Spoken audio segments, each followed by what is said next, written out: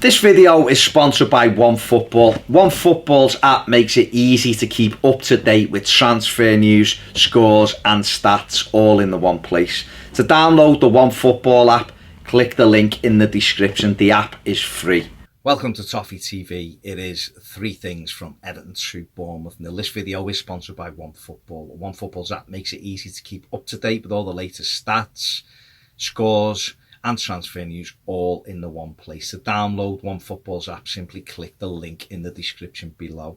3 things, Everton 2, Bournemouth 0. First thing is we need a proper captain.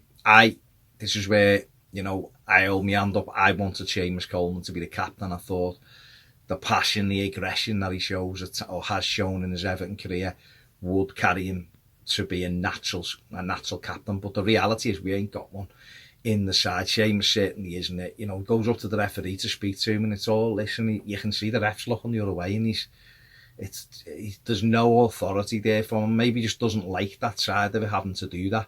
But we haven't got a proper captain on that pitch. We need a captain who's going to be in the referee's face, challenging the referee. That's what you're there for. You're there to ask the referee about decisions.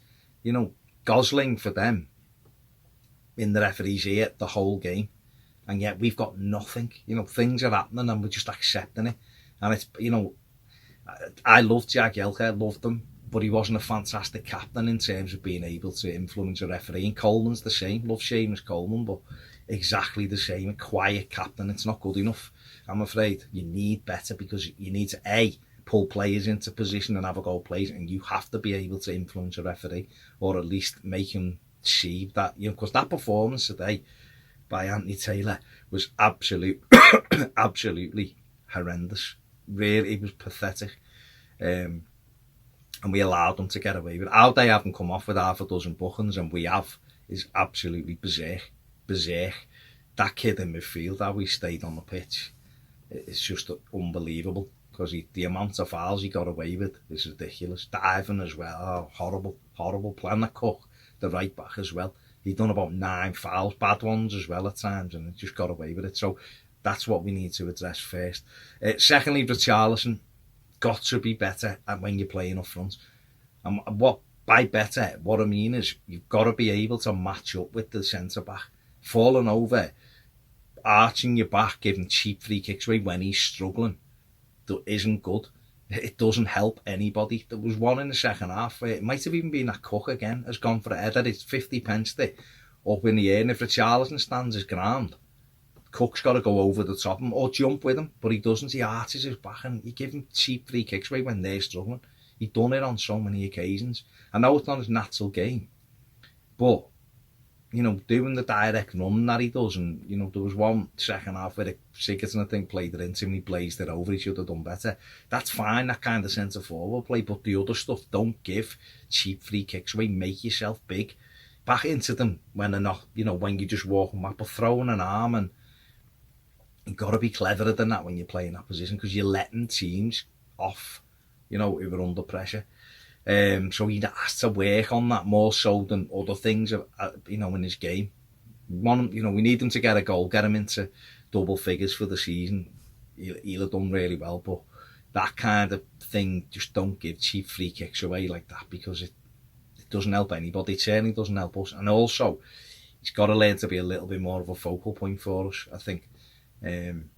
But that's probably why we're all crying out for a centre forward, and then he can be moved to either wing. But he's still by far our best option through the middle at the moment. And thirdly and finally today is we need more from Gylfi Sigurdsson.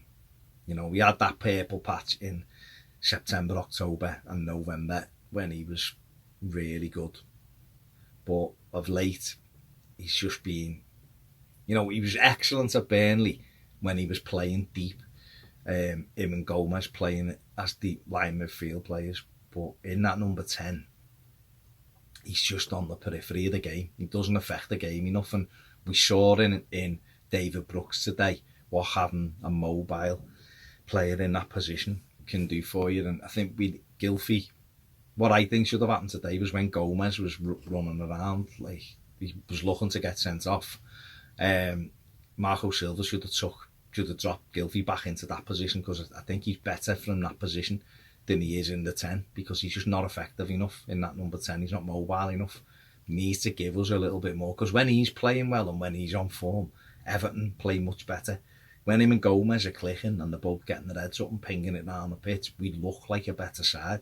But he's struggling for whatever reason. He might just be tired and he's played a lot of games.